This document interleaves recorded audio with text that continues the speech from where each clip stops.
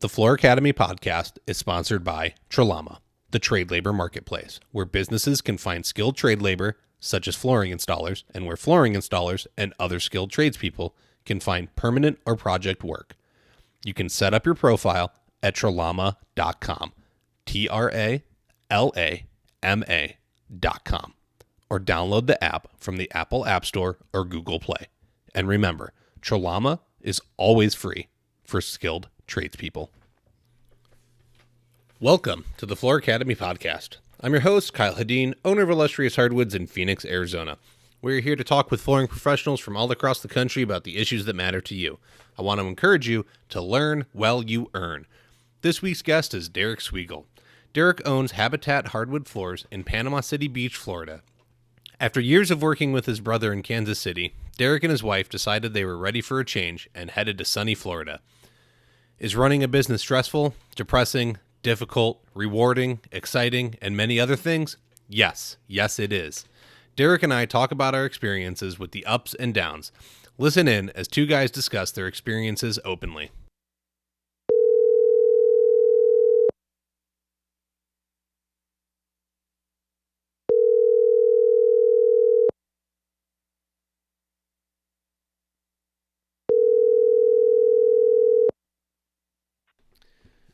Derek Swegel, are you on the line? Yes, I am. Awesome. Welcome to the Floor Academy podcast. Thank you so much for joining me. Thank you for having me. I'm waiting for you to tell me that I'm being pranked because you you interview a lot of really interesting, amazing professionals. Hey, those guys didn't respond to my pity party question, so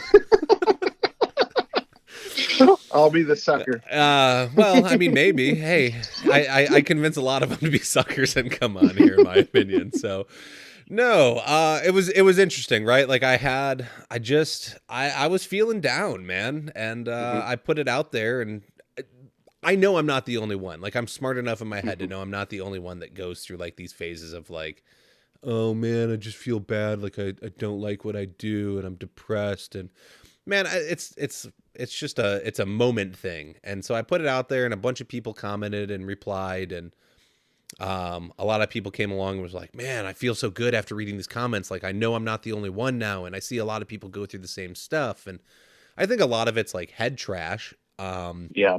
But I just wanted to put it out there. I wanted to find people willing to talk about it. So you volunteered, and we're gonna make this happen. But let's start with what's your overview? Who are you? What do you do? Where do you come from? Where are you now? All that fun stuff. Well, I am Derek Swegel, and I own Habitat Hardwood Flooring based out of Panama City Beach, Florida. We're new to this area. I think in March, it will be 2 years that we've lived down here. Originally from Kansas City, I grew up in the Kansas City, Kansas side. Lived as an adult in the Kansas City, Missouri side. People didn't realize that. Some people don't know that there's actually a Kansas City, Kansas. But that's where I grew up and worked there. Did a lot of stuff growing up before I got into the flooring industry. Mostly construction related. Did a lot of painting, drywall installation, refinishing, or finishing drywall and remodeling, and did that for a long time. Built homes with a builder as a superintendent, to kind of just construction management in my early 20s. And then my older brother had been doing hardwood floors since the late 90s, probably 98 or 99. And so like through high school, he worked for a company that was pretty large hardwood floor company, reputable company in the area. Had been done it for a long time. It was actually a gentleman that my dad went to high school with, and he was looking for young apprentices and to hire and train. And so he called my dad up when my brother was like 17 years old, I think. And he was like cleaning carpets or doing something. He's like, hey, you think your son would be interested in doing this. And so, yeah, he took a job, as 16, 17 years old doing that. And he got really, really good at it. And it kind of got to the point where he had to go on his own because it was just like he was he was working 70 hours a week for this guy, and his wife was like, so you're either going to keep the job or you're going to be single. Okay. Yeah. Yeah. So Understand he that. kind of was forced to go on his own, and he brought me in to help him a lot. And I remember even as a teenager in high school, I would help him on the weekends, just side jobs and stuff. But it wasn't until about 2006, I would say, when I started full time working with him. The 2006, 2007, the housing market, it was starting to decline, and I worked in new construction for a builder, and we weren't building houses. Mm-hmm. It was just like you could see that something was coming, Okay. And so he asked me. He's like, I called him. I was like, hey man, he just started his business. It's like, can I work with you? He's like, I don't have enough work. I don't know. I guess I can use you here and there. And so I kind of worked with him a few days a week, and I had a lawn care business I did a few days a week. And then, it was the worst time to start up a business is during that recession, but we made it work. We took the work on that we could do, and and then in the winter, if it was slow, we poured concrete with our friend. We had a lot of friends in the construction industry. Either poured concrete or did drywall or did whatever, and we just Okay. we all kind of worked together. Mm-hmm. But yeah, I worked with him for until about till 2019, the beginning of 2019, when we decided to make a move to Florida. I did hardwoods installation, sanding, and refinishing with him for a long time, and at the beginning it was just a job. It was just a means to the end. I really didn't feel passionate about it like he did. I mean, he was, my brother's a good craftsman, and he really, really enjoys what he does, and he loves seeing the finished product in certain aspects. But I was just doing it just to make money to buy whatever I wanted to buy. Okay. I was young and divorced. I'd already been married once and divorced, and just kind of doing the thing. And I guess it didn't really click until I started my own business that I'm like, wow, I'm really passionate about this. He would make comments too. He would make comments like, man, you're getting really good at this. Like, you don't love it? And I'm like, I don't know. Like, during the time, I was actually kind of pursuing a career in medicine and nursing. I was an EMT, didn't work as one certification, and I was slowly, making a bridge to become, to bridge into the nursing and stuff. And I kind of, we got to a point with our business. It was like, either I need to, start doing this full time and work with him and make money, which I know I can make money right now because that's the industry we're in. Yeah. Or I can pursue this career and spend a couple more years of college and then slowly get into making that kind of money. And I haven't decided if I made the right choice yet or not. Oh, my wife doesn't think tell. I did. Time will My tell. wife doesn't think I did, but yeah, we did that. But after 15 years of working with them, and I just my wife and I really kind of got stagnant where we were at there in Kansas City, and we were always traveling down here to Florida. We would even like fly down for the weekend just to come to the beach. And we loved it, and we finally decided, well, why don't we live here? We don't have kids, so we started working towards making that move, and at that time, Hurricane Michael had hit, and so we knew that, at least if we did decide to do this, we know that we have work to start with, So we'd saved and we sold everything, and it took about, we came down here about a couple of weeks out of the month. We'd fly down and drive and talk to people and just try to line up work. And so we were able to secure a place to live and line up work, subbing from a box store, which was terrible, but it was something I knew I could do to get my foot in the door. And my wife was able to transfer her part-time job. She was able to transfer down here. She works for the airline. And so we knew we had that start, and we got all things situated, and got work lined up, a place to live and work, and just made it happen. Loaded up a trailer and sold everything that wouldn't fit in the trailer and hit the road. Awesome. Okay, so a couple things. So you mentioned Kansas City, Kansas, and Kansas City, Missouri. I've been there. Mm-hmm. When my wife and I were moving from Chicago down to Phoenix, her alternator went out when we, like, wherever you cross, like whatever highway we were following, you had to cross over into Missouri over there on like the Illinois border, way down low, Mm-hmm. and we were able to stay the night. Her car didn't start in the morning, and the only place where they had the alternator without waiting was all the way up in Kansas City, Kansas. So instead of waiting, we jumped the car and we drove all the way there and put it in, and then finished our drive and had to go way out of the way.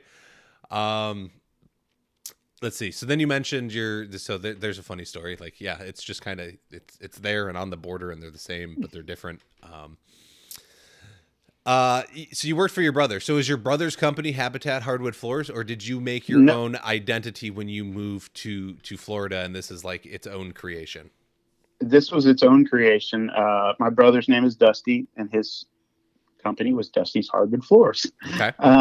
Yeah, he established that, and we worked together. It was funny because we kind of, you know, I That's was an employee, but we worked as partners. He was really good about that, and he trained me everything, on how to use all machines, install and sand and finish and run the edger, and, run the big machine and buff and planetary. We got into doing the planetary sanders and stuff like that. But this was a completely new thing on my own.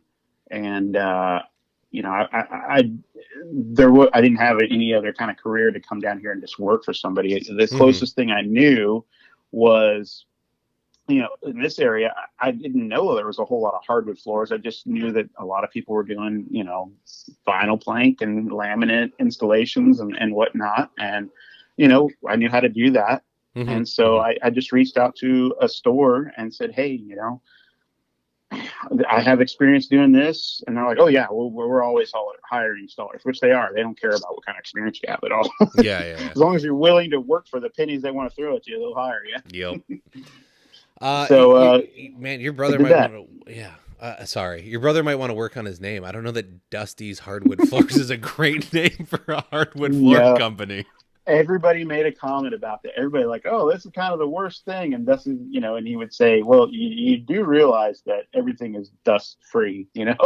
Like, but I actually did start sanding and refinishing at that last little bit of cusp of where I had to run a bag on my edger, and wear a mask, wear a mask, not because we had to, because there's a pandemic going on, because you don't want to suck down, splinters and cough up sawdust all night. And then we slowly got into running, dust containment systems and whatnot. But it's surprising it worked. Like we weren't the biggest outfit, but we had a really good reputation. We were at the point where me and him were both doing estimates. I lived up in North Kansas City, and he lived down on the Kansas side. And so every day after work, he would go do those bids and I would go do the North bids. And then, he did all the scheduling, but we would work together on, what jobs we were going to do at what time. He was, basically communicated really well with me. I'm like, hey, we've got this job, and this job. Best. What's your schedule? What do you want to work best? So we would schedule things in that manner. Okay. And we got to the point where we were booked out. We were on Angie's list, and we were, super service award winning A+ for a long time. And, people would read our reviews just for doing little simple things and be like, hey, I don't care about the price. I don't care how far you're booked out. Put us on the schedule. Beautiful. And it was, and so I was used to and accustomed to doing that quality and a level of customer service and just used to doing that and showing up and showing up for the estimates and communicating with customers. And so I was fortunate that before I started my company, I was trained already in doing estimates and bids and Mm-hmm. working with customers. Because a lot of guys that go on their own for the first time, they don't have any experience at all. But it's a new learning curve for them. Yeah.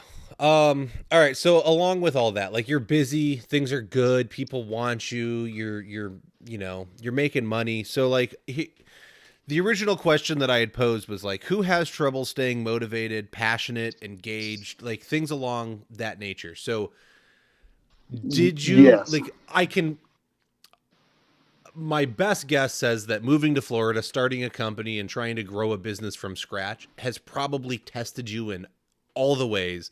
And you've had all those things like, man, it's just hard. Like, I don't want to get up and like work today, but I'm going to anyways. But even when things were good with your brother, did you have that kind of experience where like sometimes it just got monotonous and it was like, man, I just like, I don't know, like, yeah, I'm booked out, but I'm just blah today. Yes. Oh, absolutely. And yeah, that feeling, I recognize that same feeling when I was working with in Kansas City with my brother. Because we had plenty of work, and honestly, for not being a business partner, just being an employee, I was paid a lot more than most guys that Mm-hmm. were employees. So the money was really good. It was really good. I never thought of it as a career back then. It was just kind of like a means to an end. Like, this is just how I pay the bills and how I buy this, or how I do these things. And I'd never understood it on my brother's side. He's being a family member. He's a father of three, a husband, and he wasn't trying to build a big business, but he just knew that he had to do these certain things to provide for his family, Mm-hmm. and he wasn't going to go work for somebody again. But to me, it was just like, I'll do it. And I, unbeknownst to me, I got really, really good at it. And he would tell me this, and I just never really thought of that. But I mean, there was times like, I just don't want to work. Let's just take time. He would reach out to me and be like, hey, what do you want to schedule here? I'm like, give me two. Let's just schedule a week off. Let's just schedule 2 weeks off. I don't care about the money.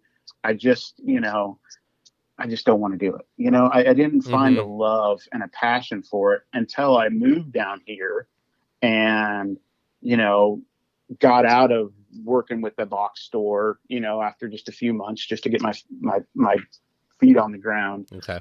and started learning more and doing it. I'm like, wow, man, there's some really cool stuff out there that I'm just like not jumping on the boat. Like I have these skills to do this.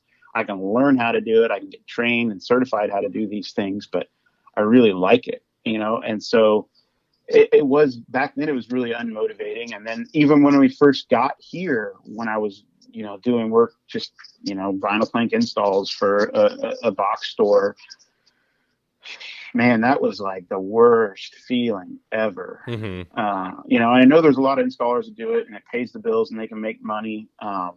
Man, great for them. But for me, it was just the worst feeling. I was so depressed and stressed and just hated. And I did not want to get up every day. Like I didn't want, I knew I had like this install, and even if it was going to pay, $600-700 for the day, it's good money. It's just like, I just don't want to do this. There's going to be so many headaches. I'm going to show up to a job where a customer's just already pissed off because the store screwed them over. They paid for it months in advance. They didn't deliver the right materials. The installation company that does the scheduling didn't, fell through.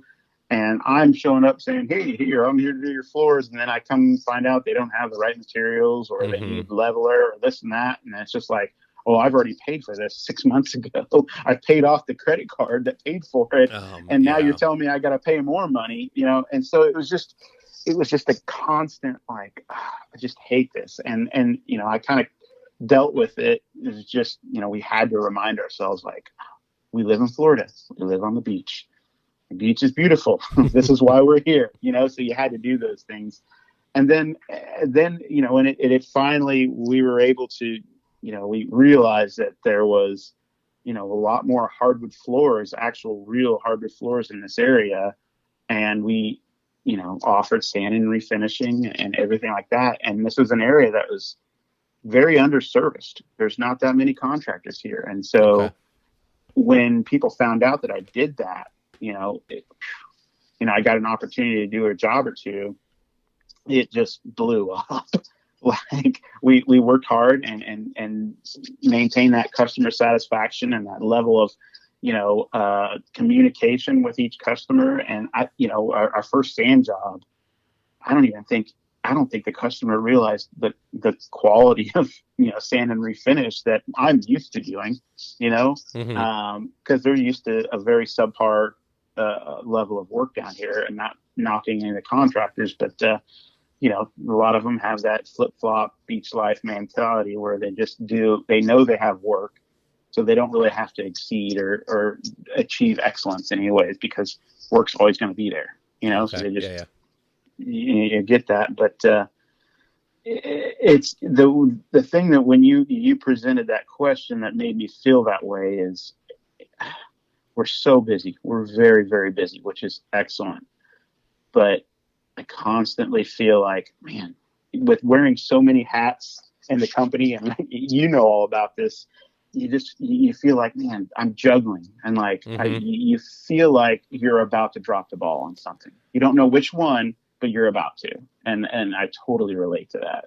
Yeah. I feel like there's so many things that you're juggling that it's running smoothly. The bank account's great. The company's, we're booked out 7-8 months in advance. And it's just like, but I don't want to drop the ball. I don't want to be that contractor that has that one bad review. I don't want to, let one customer down or miss something.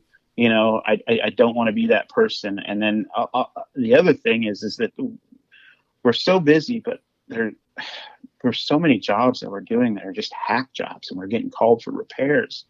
And it's discouraging to not be able to be the first contractor called that shows up and talks to the customer and is like, hey, this is what you want. Oh yes, we can deliver this. We can do this. We can do that. This is, here's samples. Here's some work that we can do. And they're super excited. It's usually like, hey, we hired someone. They came in, they rented an Easy 8 sander from Home Depot, and they sanded our 3,500 square foot, $2 million house with that, did 2 coats of water-based finish and finished off with 80 grit, and it's just like, it's $1 million, $2 million house. And I've got to go in, measure everything up, submit a bid to refinish it correctly, which is like $20,000 to $30,000, depending on the job. And they're like, well, we've already paid this, so it's discouraging that, that you have to do it. They're happy that they can find someone to do it correctly. But yeah, it gets really just like, man, just all these jobs are just running together, like you said. And you just, you feel like you're missing out. And another thing that kind of gets me a little discouraged is, I'm doing a lot of repair work, and we get opportunities to do some really cool work, but doing some repair work for, shoddy craftsmen, a handyman who says he refinishes floors. And, I'm so busy that, I do pretty good at following up on social media and trying to be as active as I can on the Instagram side and Facebook. But I see all these guys that are just pumping out these cool jobs, like, Mike Somadian, just some of these guys are doing just incredible work. And I'm like, man, these are huge jobs and yet they're not missing one photo op. They're, like they've got everything down. They're posting the great material and great content. And you kind of feel jealous, and then kind of, I don't know, I feel like, man, I'm not doing that. Like, I don't need the work because we're busy, but it's like, I don't want to miss out. Like I'm trying to brand the company, keep everything, keep it all, and I, nothing against them, because I love the fact that they're doing it. You feel jealous, and you feel, your level of self-worth kind of goes down. Correct. A little bit. Yeah, you almost feel inadequate, right? Like you're not living up to, like, look at this guy over here. Look at the business he's running. Why can't I run that business? But we all have our own challenges.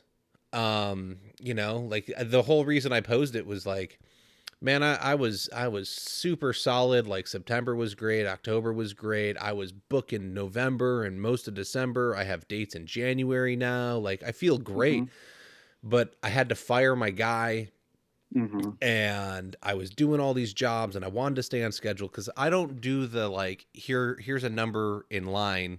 I have clients that have jobs, they take vacation time off if they want to be there to watch me, or they have kids and they schedule like all this stuff is getting scheduled. So like I know by my numbers and production rates, like unless something goes absolutely haywire, I bid all those jobs knowing myself and an apprentice would be there and it was going to take X amount of time.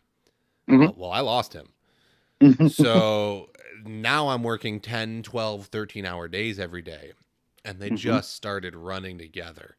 And every Mm-hmm. job was the same. And it was just like, go put in LVP in this rectangular house. Like, there was no Okay. creativity. There was no anything. I was still trying to fit in bids. I wasn't getting sleep. I wasn't seeing my family. And it was just like, I was forgetting to take pictures. I wasn't advertising to Yeah. drum up more business because I was like, I'm booked. I'm booked. But I was like, if I stop the train, it's going to take months to get that thing revved back up and moving Mm-hmm. again, right? Like go watch a train start and see how long it starts to Mm-hmm. get going at any decent speed.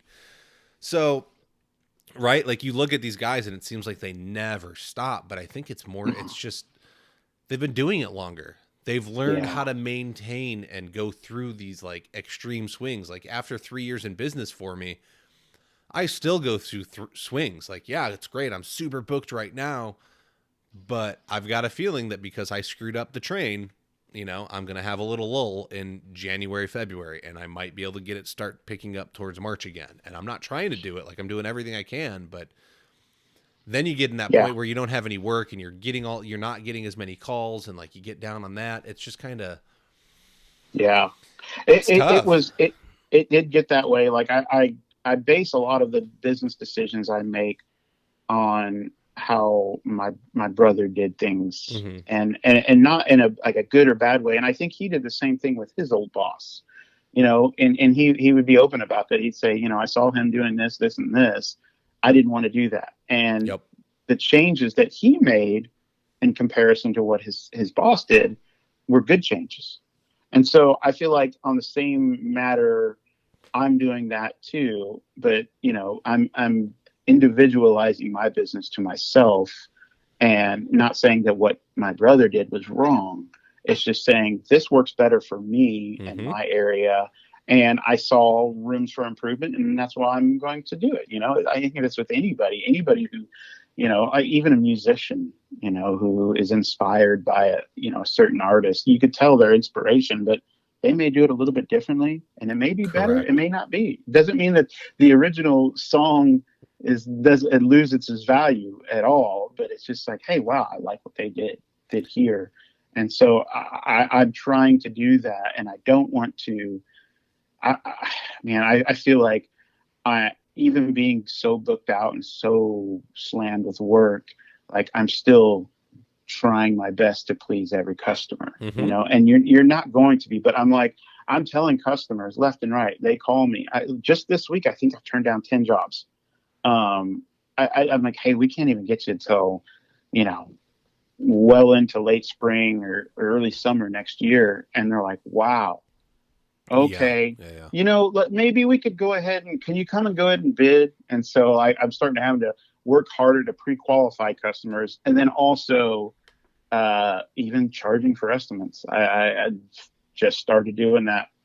Good for you. Just yeah, you feel really crazy about doing it, but there are part of that pre-qualifying. You can get that one customer, and I hate saying it. Sometimes you get lied to over the phone. Oh yeah, I'm doing this. I had, like, for example, I had one customer call and said, hey, we had new floors installed last year, and they're cupping. They tore out the old hardwoods, installed new oak, and it's cupping. I don't think it was, basically it wasn't acclimated. Can you come in and sand it flat? I'm like, well, there's more issues than just, it may not be acclimated. I need to come out and do that. And I go, honestly, we're so busy. And they're like, no, that's fine. We can wait. And I can kind of tell like she's in a hurry. She's just wanting to get a price. And so what I've been doing is I've actually been Zillowing and looking up the addresses Okay. on the job sites that I've done before. And sometimes I can tell that they're on the market or whatnot. This particular job, I was able to tell that it was on the market. I think there was a contract on it, and the buyers wanted to know what it would cost to sand the floors flat. So they were going to take that out of the price or closing or Okay. whatnot. Yeah. So right away, I was like, "Hey, we're going to charge for an estimate." And I did a thorough inspection. I took the NWFA. They have a nice worksheet. I don't know if you've seen it before on an estimate, and it's just, Yeah. I mean, Yeah. it's so there's everything there. And I went through it. I'm like, if I'm going to charge for this estimate, I'm going to do it just like I'm charging for a job. I'm going to do, point A to point B, everything. 1, 2, 3, not going to miss a line. Hey, Mm-hmm. look at the crawl space of the ground covering, and there's water, there's a pool right next to it, moisture barrier, everything like that. And I submitted the estimate, and it was not to resand because the floors were buckling and they were cupped and there was no moisture barrier underneath it. And so, basically this is what needed to be done. And they're like, they flipped out because they had paid for an estimate to give to, the potential buyer, but it was a lot more than what they thought to. Mm-hmm. So, it's tough pre-qualifying and doing those things. But I constantly, I constantly feel like, hey, I got to at least answer this phone call. I got to at least text this person back or give them their estimate, whether I cannot do the bid, because I don't want a bad review. Even if someone gives me a bad review and I never did the job, I can rebuttal it. I can say, hey, well, this is the reason, this is what it is. I'm sorry you weren't happy with this, but I don't want that. I want to be the best professional. And I know that I'm going overboard because most jobs that I show up in estimates, the customer will tell me like, hey, I can tell you're not from here. And I was like, oh, is it because I have a Midwest accent? And they're like, no, it's because you're actually here on the estimate and you answer my phone call. I'm like, wow. Yeah. And so, I know I'm exceeding in that level, but you just, well, you care. You care. It's the biggest detriment to any businessman ever is caring, I swear. Yes, that's oh man, that's so true. And I feel like I need to not, but I don't want to be that person. Mm-hmm. I want to be, and I know that there's plenty of work and there's going to be plenty of work for a long time. And as long as I deliver the quality that I do, and it's just similar with you, you tend to downplay what you do is just, LVP, but you're a craftsman. You do very, very quality work. You care about your clientele. You care about educating the customer and everything and doing it the right way. You mentioned I just take my time. Well, you know what? That's huge. Yeah. That's the biggest thing is taking your time and doing it the right way. Not because you don't want to come back and fix it. Simply that's part of it, but not because you don't want to deliver something that's subpar. Correct. You want to constantly achieve excellence. Yes. And but you're right. Like it, like you said, right. You're juggling all of those balls and you're like, okay, I've got this going on and this going on. And I got to do this and I got to do that. Like I purposely schedule like delivery days into my schedule. Otherwise I'm not going to be able to do it because I do sell material. And so I have to get it there. I don't want to pay a company to go and deliver it and put it in the garage. And then I still have to drive out there and move it. That's crazy to me. So I did 5 in a day and I was all over Phoenix. Like I started off and I had to go like 20 minutes into town to the distributor and then 20 minutes back out to where I was going and then go back and pick up more. And then it was a 45-minute drive south to make a hour and 20-minute drive north. Like I was all over. I spent like 13 hours delivering materials, but that was the day I had for it, right? So some people got stuff a month early. Some people got stuff. I think one project had it like 3 days before my start date. But it was like, it's just, and it had been weighing on me. Like, okay, I got to get this done. How am I going to get these all done? I'm by myself. It's a lot of material. I got to drive all over the place. Like, am I going to have enough time? Am I going to get everywhere before they close? And I think it just starts...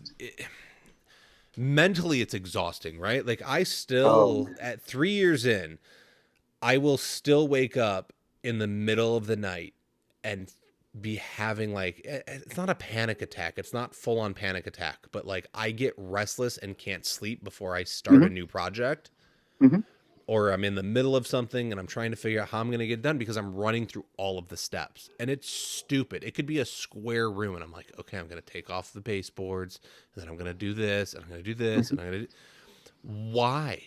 Like it just drains you and you're exerting so much mental energy for no reason when it's the simplest square room.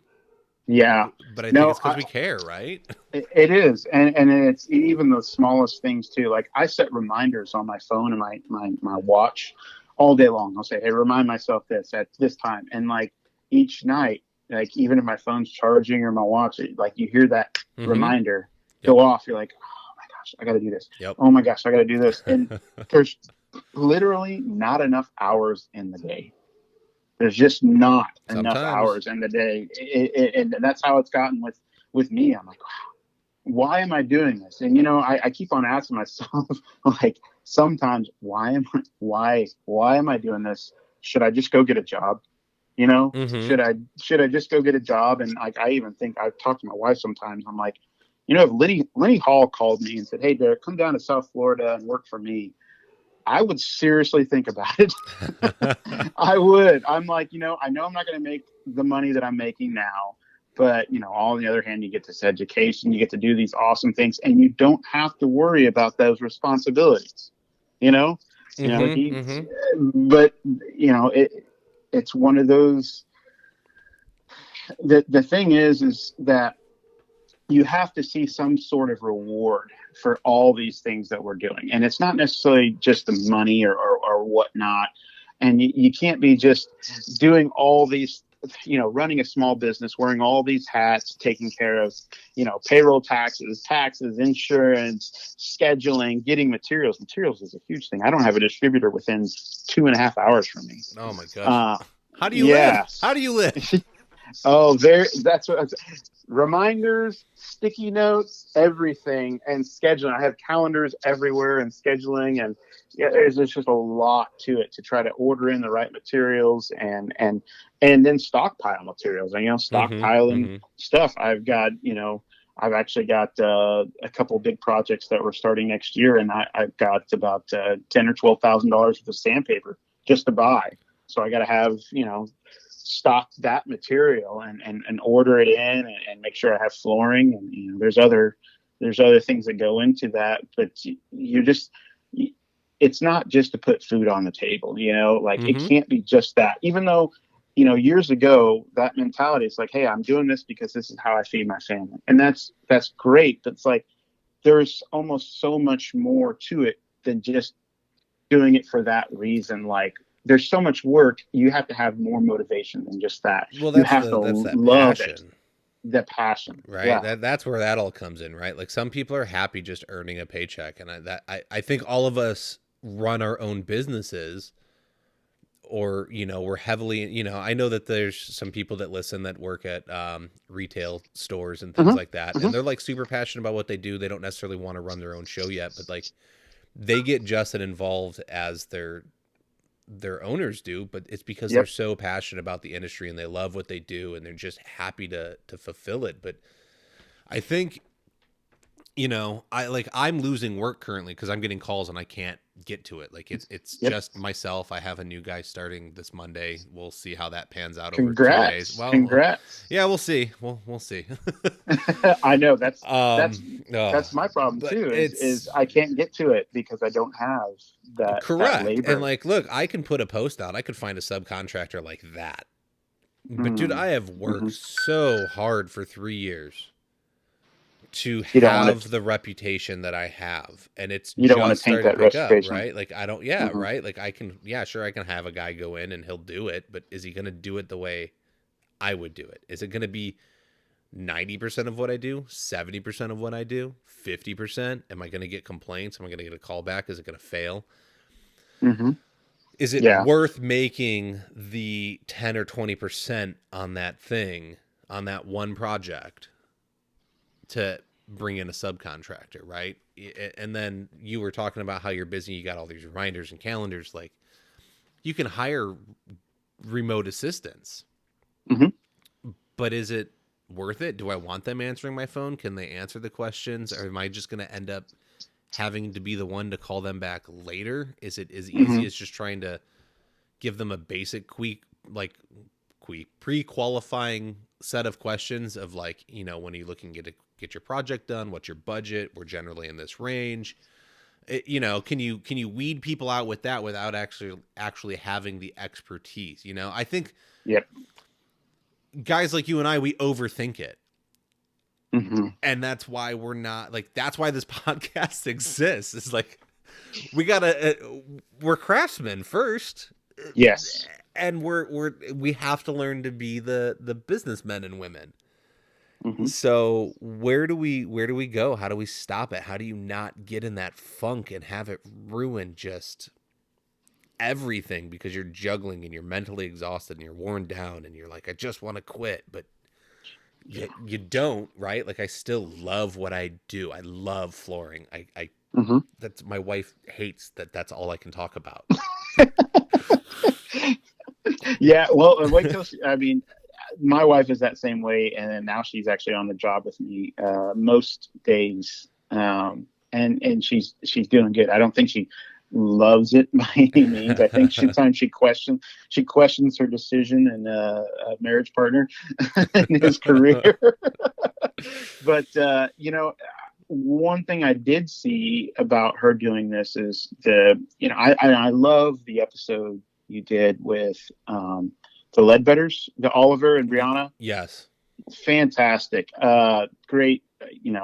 I know the organization that they work with and do, and I could tell that the reason that their life is set the way that it is because they put the priorities. But what I really love about that is he was surprised about the asset that I think he was a little surprised about, what an asset his wife is to the company.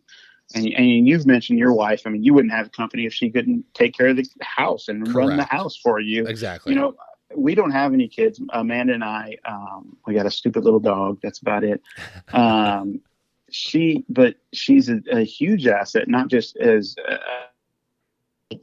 and she's learning to run the edgers. She can rough off with the edgers. She can hand sand, stain, scrape. She's really good. She can install Okay.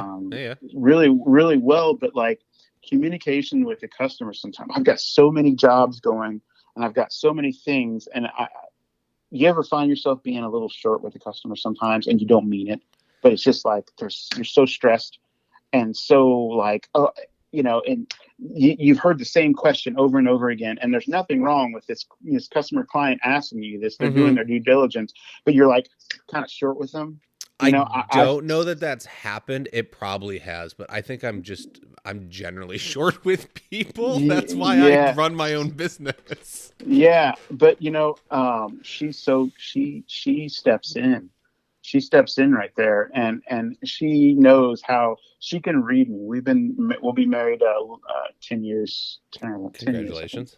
10 years, and she knows me so well that I think she can read me, and she knows when she needs to step in and say something. And it's not even necessarily, based on the job that we're doing. It's just like she'll remember a customer. I had a customer walk up. We were working 2 houses down from him. And, we just refinished his floors. And then in February, we're going to install his kitchen and sand and finish that. And he stopped by and I'm working on this job. And I got other things. I'm answering texts and emails. And she just brings up, hey, how did everything go with moving your furniture back in? And you guys were, and she remembered those little things that count so good. And I'm like, wow, yeah, this is who I need. Like, because otherwise, I mean, I'm sure the customer didn't, he didn't think anything less of me at all. But, if you really looked at it, I was being short with him. I wasn't giving him the attention, because I was focused on something else. Yes. And that was a huge asset to me. And I love my wife working with me. I think she's waiting until I find the right help, so she could become a professional stay-at-home wife. She's counting the days. I mean, she wants to, but there's no one out here we can find. It's very tough. I'm working really really diligent. I need to probably do a little bit more like you is just know that I'm going to probably go through quite a few Right. Yep. failed attempts, but it's just something that I have to do to build the company and build the business. Correct. I'm very fortunate that I have her right now. Yeah, and that's, I've noticed that like when I do have help, it is easier, right? Like I find myself like I love chatting with my clients. I Hmm. will sit there for an hour having a conversation. I'm like, "Oh Hmm. shoot, like I got to go like actually install your floor. That's why you're paying me." But like I love getting to know them. I love learning about them.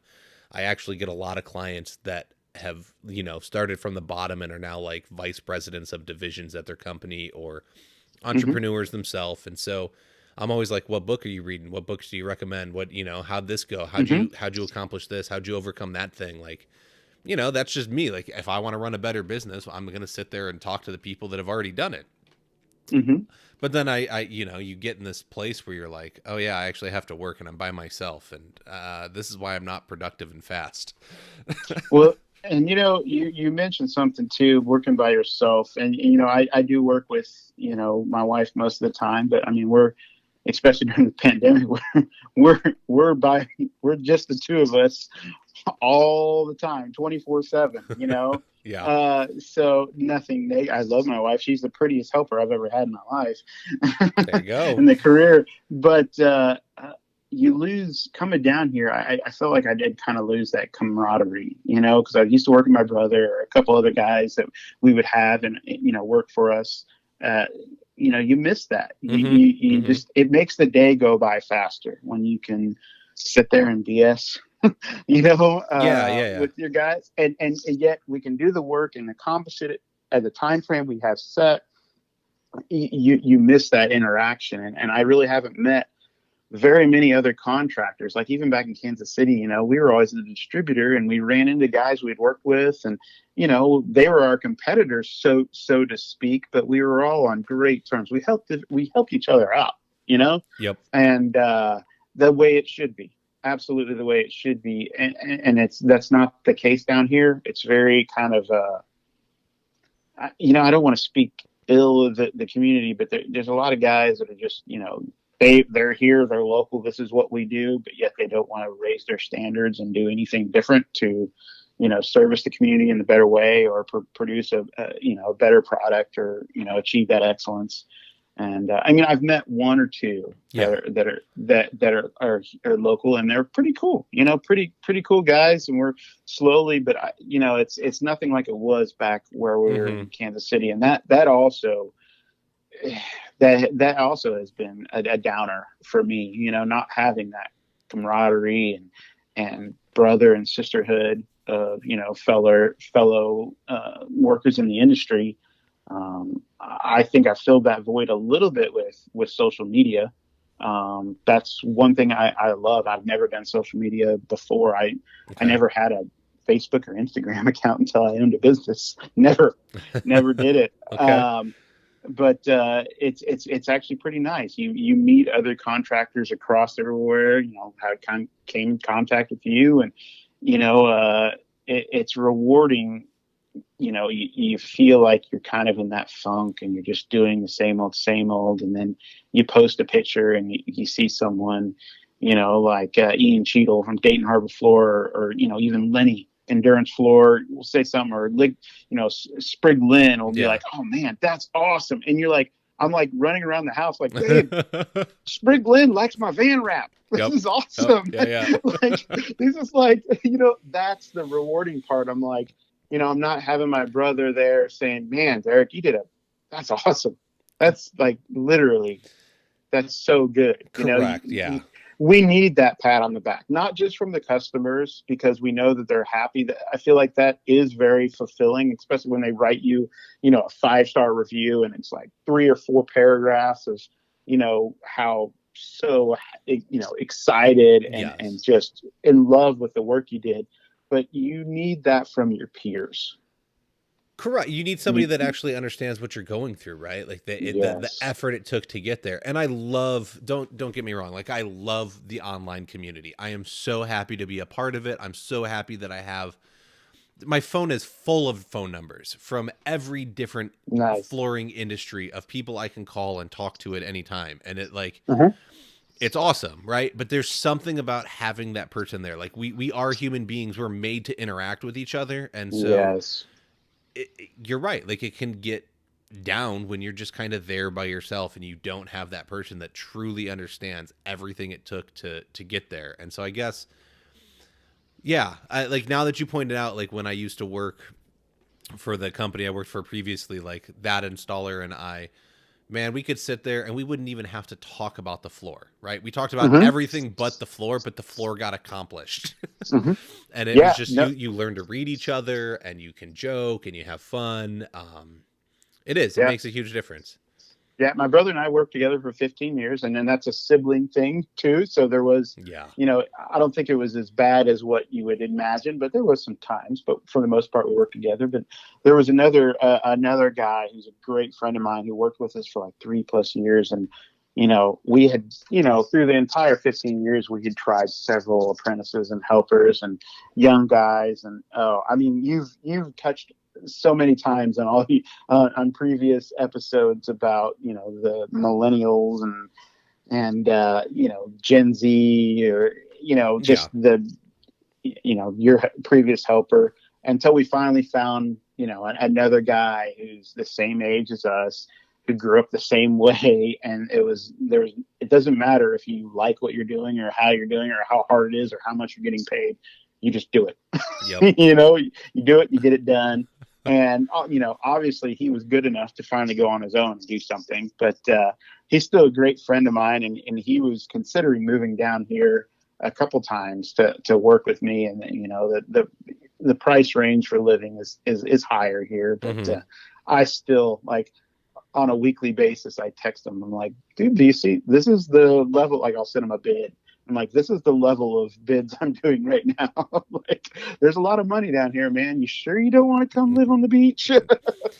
Well, and there's man, there's the other thing we haven't really touched on that. Like we do have money now, right? Like if you're running Hmm. a semi-successful business, Hmm. right? Like do my bank account, like I'm financially stable. I have savings for the first time in my life where like, dude, I Hmm. could live 6 months comfortably. I could live a year like on rice Hmm. and beans, but Hmm. money doesn't buy happiness.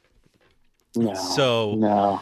at the end of the day, like everyone's like, oh yeah, I just gotta get to this point and this point. Like, dude, if that's what you're counting on, and you just keep setting these arbitrary goals and they're like monetarily based and stuff, like you will never truly be happy. And I think No. maybe that's what it is. Maybe we're doing it wrong. Like, Well, I don't know. no, I don't necessarily think that, but it makes me think of, like, when when this pandemic broke out earlier this year. I was like, so, like, I don't know what's going to happen. I don't know what's going to happen with our Mm-hmm, business. mm-hmm. But we had started, to be very successful, and we had money in the bank, and we had some work lined up, and I was like, well, we can get by. We can do this. We can get by. If we got to sell this, we can get by. Yeah. And it ended up being completely different. Like, it was just the biggest boom that our business ever even took. People were just spending money left and right. So we got really, really successful. But I remember telling my wife, I'm like, well, we'll just work. We'll just work all the time. We can't go out. We can't do this. We'll just work, Mm-hmm. and we'll make money and put it away.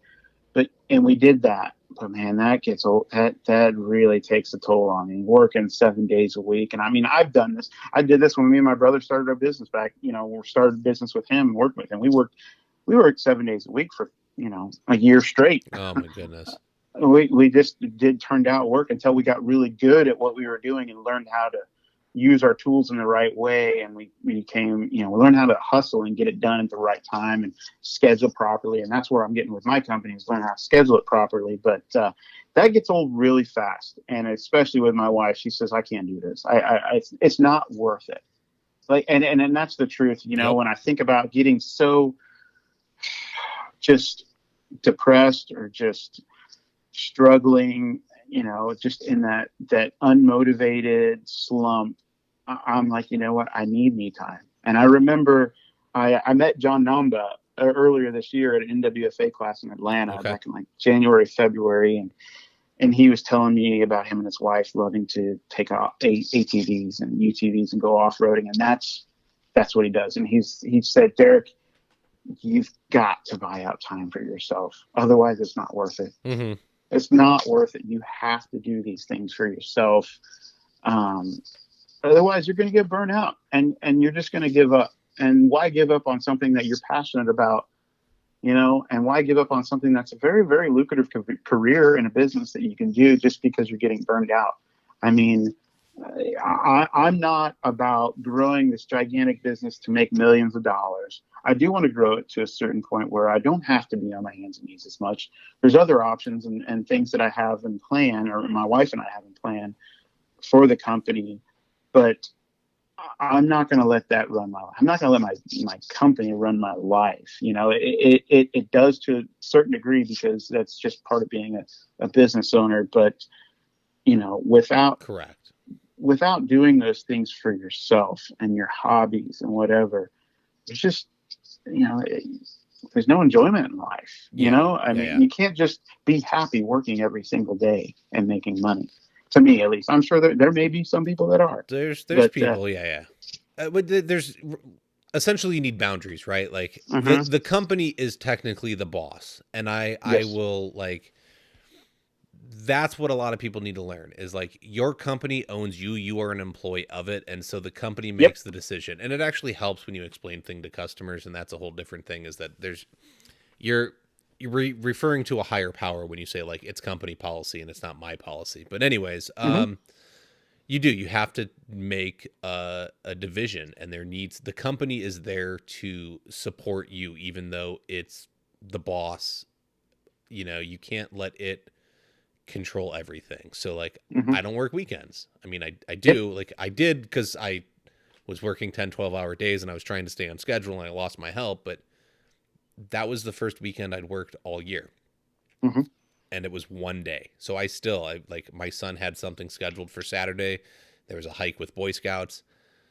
I didn't really want to go because it was a 2-hour drive to go on this hike for a couple hours and then drive 2 hours back. But I did it because that was the gotcha. commitment I made to him, right? Like I'm going Yes, to go and be dad because I yep. need to be dad now. It's You're a a dad first too. correct. You Well, know. it's a floor, people. You're hmm gonna be fine. You have a Yep, subfloor. Like you will live, okay? It's not yep. don't give me your cry stories. Like I get it sometimes people have been without them for months and months and their house has been torn up, but one more day is not going to kill you. No, And my no, son needs his dad. yeah, and especially this right now. I mean, I couldn't imagine. I don't have children. You know, I couldn't imagine what the kids are going through right now. Not, you know, not having. You know, it's just a weird time for everybody. And I, you know, I think of the kids first and foremost, missing out on a lot of things that, you know, is the norm or was the Mm-hmm. norm. Yeah. And so, but no, that's important. And I, I do like, we've noticed that. And through, you know, the beginning and the middle of the pandemic through the summer, we're just working. And I mean, it was fantastic. You're putting money in the bank. I bought every piece of equipment, you know, that I needed to run a successful sand and finish company, install hardwood company. Sweet. And, you know, there's a few little things, a few little items that I want to, you know, buy, but I got, you know, all the side. I think I runs a planetary sander. So I've done enough to set myself apart from other contractors. Mm-hmm. But it got to the point where my wife was like, I can't work every day of the week. We just can't do this. And I, you know, I get it. And so we've restructured slightly where I will schedule 1 week off a month. And that this is not me, you know, waking up at 8 a.m. and putting the flip flops on and going to the beach. I mean, I think I outed myself as a contractor when you or business owner when you say in is 8 a.m. But Yeah, uh, I don't do that. But it allows me time to catch up, regroup, get estimates done and finished, get the emails, little finish up stuff, materials, deliveries, stuff like that, like you do. And, I don't have a yeah. distributor anywhere close. So it gives me that time to do that. And we're still profitable for the entire month. So we sat down really, really, we put numbers to paper and figured out what we need to do, job costing and everything like that, what things cost us, can we schedule? And since we are booked out very, very far, my prices obviously go up. Yes. So each job is very profitable, so we can afford that. And it's a must, because wearing so many hats and doing all these things on my own, I have to have time to do these things. Because typically I wake up at 5 a.m. I spend a couple hours doing paperwork, emails, go to the job by 7:30 or 7:30, 8 o'clock, work 3 or 4 o'clock, come home, spend 3 or 4 more hours on the computer, sit down, watch TV for an hour, check emails again, do social media, go to bed. It's just, and Yeah. and Oh and yeah. thinking about you got kids on top of that. So you got more than me. But I figured out we made that decision that that's what we need to do. We need to schedule that time. And another thing that we've done is like we kind of had to remind ourselves where we live, what we do, get outside. So during this pandemic, everybody's work because there's tons of work and it's fantastic. But I feel sorry for some of those Midwesterners states that, they're just like, all right, work, go inside, stay inside, spend time with the family. That's great. But I think like I need to be outside sometimes. So Oh what yeah. we've started to do is Sunday afternoons is we'll just walk the beach for a couple Nice. hours, just to walk the beach, or I'll go if I can on the way home. If I got a second, we're in a warm state where there's a lot of outdoor dining, and I'll pull over and have a beer outside by the beach, Yep. and just enjoy and kind of free my mind of that stress. It never goes away. It's always in you. It's all, one job or another job is always on the back of your mind. But if you can kind of escape it for a second, it really does wonders for me. Yes. Just getting outside is a huge thing. And even in the wintertime, if you do have winter or cold weather, get outside, go for a walk. If you got to put a mask on to go outside, do it. Just do what you got to do to get outside. That's been a huge help for me. I agree. And you and I were lucky enough to live in areas where, like, dude, it Mm-hmm. doesn't matter what time of year it is, you can just go outside. But I Yes. by the time this airs, um, it'll be like dead of winter in a lot of like the Midwestern, northern parts of the country. And like, Mm-hmm. I know you're saying to get outside, but I remember what that was like, and that makes it It's hard, tough. right? Like, It's okay, tough. it's gray and gloomy all day. You wake up and it's dark. You come home and it's dark. Like, man, you talk about being depressed for like no reason, I because it's just know. because you don't see the sun, and then you add on Yeah. all the things we've been talking about, and like, I don't know that I want to run a business in the Midwest. Oh, I know. But I think there Oh is. man. I've got. I think there is certain ways. I still have friends that live out there, and I got a good friend who owns a bicycle shop and whatnot. And I think he's really preparing, because he's actually getting ready to kind of shut down for the winter because of COVID and everything, and being inside and trying to take those precautions. And I think he was actually pushing on social media a little bit. It's like, hey, riding your bike in the cold. If you gear up right, you do whatever, go just around Yeah. the block. There's stuff to see. Correct. I love walking the beach. I love the Gulf of Mexico. I love, personally, I love those things. But I love old buildings, old cities. Doesn't matter where you live.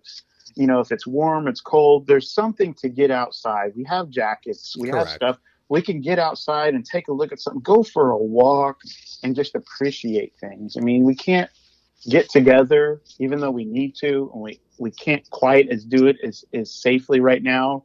But there's just, I think that's the only thing that's really kind of helped me in these really, Yes. really times, is just getting outside, seeing something different, focusing on things other than the business, just for a couple minutes. Yes. If you can do that just for a couple minutes, it helps out tremendously. And I mean, I get amped up when I've got bids that are coming in and accepted proposals and deposit checks coming in the bank or coming in the mail, and you're like, wow, this is great, I'm excited. But It's not the then same. it's not the same. It's, like I said, money can't buy you happiness, but it sure makes things easier. But like you said, get out there and interact with people. Like that's what we Yes. need, right? Like I'm with Yes. you. And like you said, you can't necessarily. There's might need to be some precautions. Hmm. Maybe it's just you and your kids, you and your spouse. Maybe if you're not married, you don't have kids, man. Just go get with a friend. Like whether you wear a Yep. mask, you don't. Like do what you need to do, but go Yeah. hang out with somebody, and Yes. that's what we need. You got to break up the monotony and dude, we need to have fun too. You got to go out, you got to Yes. relax, you got to get away from all There of is so it. many ways. There is so many ways to do it too. I mean, regardless of the weather that's outside or whatnot, or even if it's, hey, one of the funniest things that I did this spring, summer, early spring was the NWFA Expo. Okay. It was cool. I scheduled a couple days off that week. It was virtual. It was the first expo I was ever going to be at, and they canceled it. Yep. Which sucks, but it was virtual and it was really cool, and I got to sit there and they had a happy hour, they had these breakout rooms and he had a happy hour afterwards, and I'm sitting there at the computer drinking a beer with Lenny Hall and Brett Miller and everybody else, and just all these guys around the industry just talking work, and man, it's not the same. I'm not good at Zoom at all or doing the online. I hate it, Yeah, yeah, yeah. but it's kind of what you had to do. Correct. And if it's all you got to do, at least try it. It's a good second place, because even Yes. I'm at the point where, like, look, like I said, I have people all across the country that I talk to on a regular basis. I will, in the Floor Academy group, I'll often start up like the group chat room, like the video chat room, and I'll just sit in there until people come along. We have a conversation. I think like 2 weeks ago, when I was on a project that was out of town, I didn't have my wife and kids around. I was up till midnight talking with people. Oh, Just sweet, dude. I need to do that. people came in, and they, then they like dipped out, and new people would come in, and then they dipped out. Like it was just, and then I was like, oh man, I got to go to bed. I got to work in the morning. Yeah.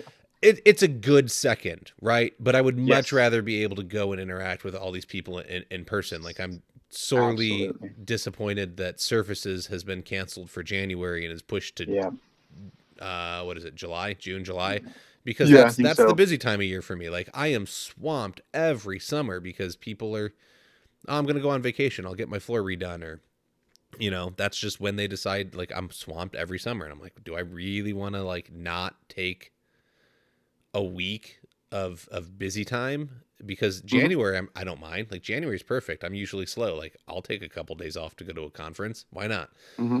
But I don't know. We'll see. Like I'm upset. Like I want to get back together with my flooring Yes. buddies and just sit down and have a beer and talk Hmm. and dork out, and I miss them. Like Yeah. I, so. I, I got a really neat project coming up. I got two good projects coming up next year. And, one, I've been networking with a friend in, Denver area, and he loves this. He used to vacation with his family down in this Florida Panhandle, and he's like, "Hey man, you want to do some work together?" And so I told him, "Hey, I've got this project that's going to take from December till March. Any week, come down. I can use your help. Yeah. We got some really cool hard wax oil, custom mix, magic oil on these high end hotel." And he was all for it, but he had to kind of cancel because of just the level of where the virus is now. He's like, it may be okay to travel by that time, but Correct. we can't commit. We have to commit as business owners, and it's discouraging. It really is, and I really hope that things change soon, and because we are at a different area in the industry now, where we're constantly contacted with everybody through, we're meeting contractors and different flooring professionals all across, the world. And it's very easy. It's like, hey, I can travel. Like, I want to go there. I want to go work with you. And you build this camaraderie, but it's a little slowed down now because of, the issue and the dangers and the possibilities of things. So, but I'm confident that we'll get to that point. I love that you're trying to get a group together in summertime to do a conference or some CEUs or some kind of education thing. And I'm still looking at it. It's not final. By the time this comes out, this is going to come out in January, but it'll be early January. So we're recording this. What is this? This is, where are we? We're like the week before Thanksgiving, right? Yep. Yeah. So, yeah, guys, I'm a little bit ahead on the schedule here for recording, but I need to be. Trust me, when I get busy, it gets hard to get these things in. Fantastic. But yeah, I'm still looking at trying to put it together. Hopefully, by the time this comes out, I'll have all the details. But yeah, right now, like I'm like, okay, do I still want to try and schedule something? Because Arizona was like this bad spot, and if you traveled to it, you had to be quarantined when you went back, and I don't want business owners to come out and then have to go back home and be quarantined for 2 weeks because they visited Arizona. Like, yeah. And no hotel is going to give me, like, I either commit and I give a deposit or I don't. And there's no refund. Yeah. And look, like we said, money's not everything, but I'm not trying to give it away. So no, I'm still like, I haven't touched it in a minute. I had like 10 people interested, probably like I had like 20 people interested, but I figure I'll only get about 50% attendance. So yeah. Well, we would always come to Arizona in the summertime because you're right, it's absolutely cheap. Yes, exactly. It's so cheap. We used to stay at like the coolest. What was the hotel right above Diablo Stadium in the Buttes in Tempe? Oh yeah, just gorgeous hotel. I think we would go there like every summer around like August or September and stay there for like $80 a night when it's normally like $400 a night. Oh yeah, it's dirt cheap. So cheap. I'm like, this is crazy. Why is it? And my wife's like, because it's hot. Yep. Nobody wants to be here. No one wants to go outside. So. Yeah. Oh man, good stuff. All right, so I'm gonna cut us off because we're over our hour. I think we could keep going. This has been fun. We were on the phone for like 40 minutes before we even started recording. Yeah. So if people want to reach out to you, where can they find you? How do they do that? Where can they find you? Follow work, all that fun stuff. Well, on social media, you can find me Facebook or Instagram. Instagram is Habitat Floors. Facebook, Habitat Hardwood Floors. You can email me, especially if anybody is looking for a job and they want to come down to the beach and live here. Taking applications, please email your applications to Derek at habitatfloors.com, DEREK at HABITATFLOORS.com. Call me, any questions or anything like that. My cell phone is 850-238-6440. I'm always happy to help out anybody. I'm not a wealth of knowledge compared to a lot of the guys and guests that you have on your show, but if I can help out in any way, I'd be happy to. Awesome. Hey, you're willing to learn, so you'll get there, right? We all got to put in our 40 years and whatnot. Actually, I just listened to Chris Bach, who I interviewed. Go listen to that episode. He started a podcast recently, and so he interviewed Lenny. Yeah, I saw that. I haven't listened to it yet. Oh, dude, it's great. So apparently, if a young kid wants to go be passionate, Lenny was essentially like, he had to buy the business, but he had to earn the business, right? Like it was this really cool deal. And if you listen to my podcast, he explains it a little bit, but he gets into it more in Chris's podcast. Lenny's willing to do the same thing. So like, if you know, like a young 20-year-old kid that's like passionate, send him to Lenny. He wants to see that legacy carry on. And he's definitely looking for the right person to make that happen for sure. Like he would hate to see it die at this point. So I'm the same way, and that's fantastic. I love that. That's what's so cool about being part of this industry and seeing what these guys like, Lenny or John Namba or Brett Miller, all these guys that invest their time. I mean, they're extremely busy professionals, but yet all they want to do is see young guys succeed, and Mm-hmm. it's just fantastic. And I hope that, in 20 years, when I'm 20 years, probably 20, 25 years, when I'm around that age, that I can do the same thing for everybody else too. Correct. I had my buddy here in town that runs a demo company. He did tile, and when he went out on his own, the boss gave him the truck, like full of tools. Like, here, this is yours. Go off you go. Wow. Congratulations.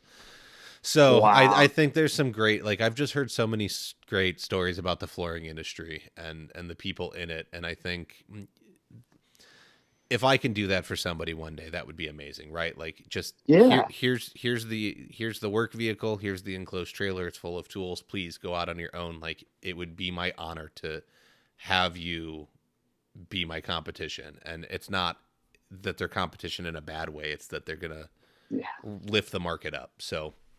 Absolutely. And there's plenty of work. Correct. Right. That's exactly it, man. Don't hate. But that's a whole nother conversation. All right, we gotta stop. Hey, buddy.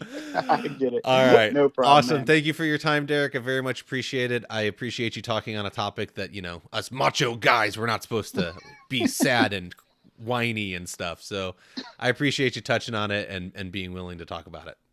Not a problem at all, man. Thank you for having me. I appreciate the opportunity, and we'll stay in touch, buddy. All right. Sounds good. My pleasure. Bye. Thank you. That's all the time we have for this week. To keep the conversation going, head on over to the Floor-U-Academy Facebook group. Be sure to subscribe so you can hear each and every episode. We can be found on Apple Podcasts, Stitcher, Spotify, iHeartRadio, Google Podcasts, and most major podcast directories. Don't forget to leave a review and let us know what you think about the show. If you would like to be a guest, have questions or feedback, you can email us at flooracademypodcast@gmail.com. You can help support the show by becoming a patron over at www.patreon.com/flooracademy. Remember to learn while you earn.